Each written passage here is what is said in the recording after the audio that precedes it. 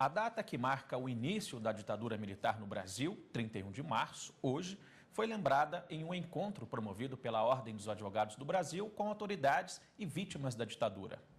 Durante o evento, foram lançados livros e uma exposição sobre a repressão. A atuação dos advogados na época também foi lembrada. O encontro para não repetir da OAB tem a finalidade de discutir, esclarecer e expor acontecimentos que retratam e trazem à tona a verdade do que aconteceu durante os 21 anos de repressão com a ditadura militar no Brasil. O presidente da Ordem, Marcos Vinícius, lembrou da atuação dos advogados nesse período, que usavam de artifícios para liberar os presos, mesmo quando não se podia usar ferramentas jurídicas como o habeas corpus. O compromisso com a democracia deve nos unir na defesa da liberdade de expressão, no fim da intolerância, no respeito à divergência de ideias, no respeito ao outro, ao ser humano na sua integralidade.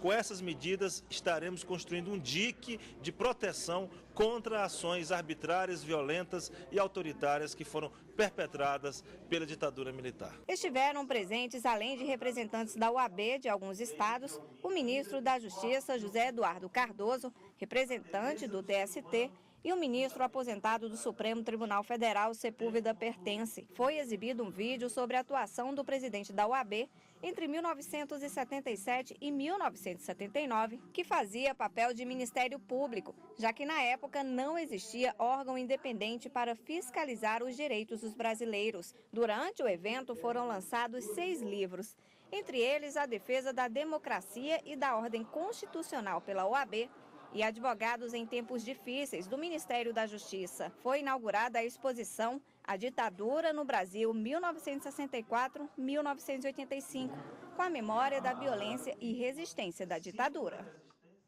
E ainda nesta edição, a gente volta a falar dos 50 anos da ditadura militar no Brasil.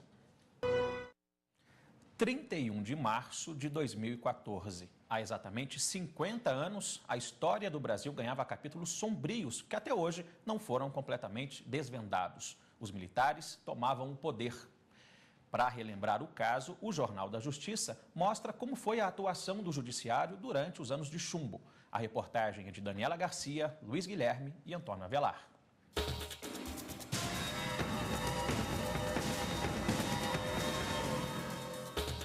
31 de março de 1964. Foi a partir desta data que o Brasil começou a viver uma fase complicada. O golpe militar, ocorrido neste dia, encerrou o governo do presidente João Goulart.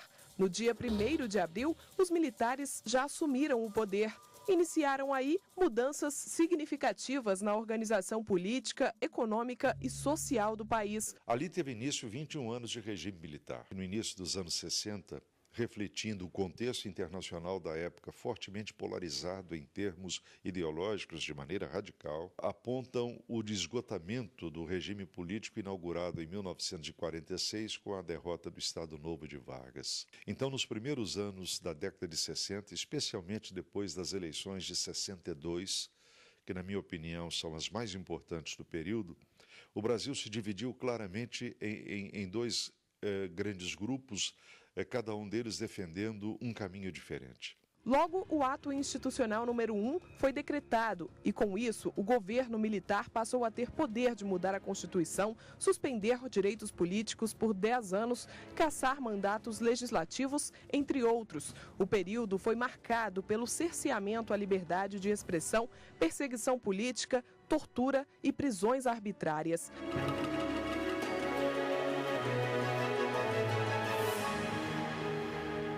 Jarbas sentiu na pele as consequências da ditadura. Ficou uma década preso e, segundo ele, durante 6 meses sofreu tortura física. Começaram os interrogatórios, todos eles com tortura.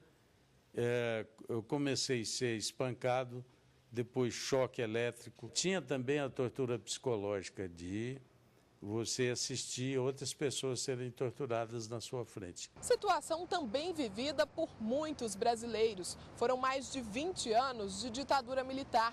Durante esse período, outros atos institucionais foram decretados. O Congresso Nacional chegou a ser fechado em alguns momentos. O AI-5 de 1968 foi o mais duro golpe do regime militar. Com o AI-5, eu não tenho dúvida, a ditadura no Brasil se escancara de uma forma irrefutável, irretorquível, e ela vai prevalecer durante muito tempo. São chamados anos de chumbo. Até o Supremo Tribunal Federal sofreu as consequências do golpe. O ministro aposentado do STF, Sepúlveda Pertence, conta que no início ainda foi possível agir com autonomia, mas depois a situação mudou. A época dura foi a do ato institucional número 5, e que aí sim, além de atingir 3 grandes juízes do tribunal, Vitor Nunes, Hermes Lima e Evandro Lins e Silva, proibiu o habeas corpus em matéria de crimes contra a segurança nacional, cortou o controle judicial de qualquer ato praticado pela ditadura. Então, o Supremo, embora ganhando alguns poderes formais, ficou mais ou menos reduzido a um Supremo Tribunal Civil para julgar crimes comuns e questões patrimoniais. Ézio, que trabalhou durante essa fase na assessoria de comunicação da mais alta corte do país, tem muita história para contar. Ele até escreveu este livro, lembrando os principais fatos da época. O jornalista e escritor se recorda de diversos momentos interessantes. Um deles foi quando o presidente Castelo Branco tentou interferir nas questões do Supremo. O Ribeiro da Costa, quando teve notícia das especulações jornalísticas de que 5 ministros nomeados pelo Juscelino seriam caçados, aí ele disse: olha, se isso acontecer, o senhor vai ser testemunha, eu vou fazer isso, tal, falou da entrega das chaves. E o Castelo ficou meio desesperado. E o que eu faço? Você tem a Constituição. A Constituição diz o que você deve fazer. Em vez de tirar 5, você põe mais 5. O Supremo passou a funcionar com 16 ministros e concedendo habeas corpus contra todas aquelas prepotências geradas do AI-5. Em 1984, a população foi às ruas para pressionar, pedindo eleições diretas para presidente. O movimento ficou conhecido como Diretas Já. Obrigado, povo do Rio de Janeiro, por esta manifestação, por esta afirmação. A história começou a tomar outro rumo em 1985. Tancredo Neves foi eleito indiretamente, mas morreu antes de tomar posse e, no lugar dele, assumiu o então vice-presidente José Sarney. A Constituição de 1988 trouxe outra realidade ao Brasil. O Judiciário também mudou e, em 1992, o STF realizou a primeira sessão plenária televisionada ao vivo para todo o país. O que aconteceu no Brasil em 64 foi bem mais do que simplesmente um golpe militar. Estaremos completando os 50 anos de uma triste memória do AI-5. Uma época extremamente trágica na história do povo brasileiro.